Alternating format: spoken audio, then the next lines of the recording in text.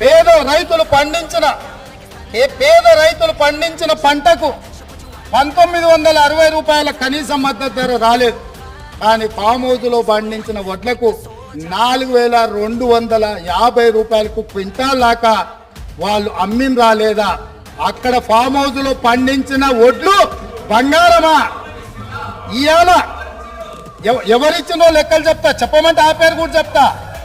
ఎవరిచ్చినో వాళ్ళకి చేరిన లబ్ధి ఏందో మీరు విచారణకు సిద్ధంగా ఉంటే ఇవాళ నేను విచారణకు ఆదేశిస్తా అధ్యక్ష. మీరు ఫామ్ హౌస్లో పండించిన వడ్లు 4250 రూపాయలకు ప్రైవేటు కంపెనీల మెడ మీద కత్తి పెట్టి మీరు మీ వడ్లు తౌడులాగా పండించిన వడ్లకేమో 4250 రూపాయలు గిట్టుబాటు ధరిస్తారా? ఇవాళ నా తెలంగాణ రైతాంగం కష్టపడి పండించిన పంటకు 1400-1500 రూపాయలు ఇస్తారా?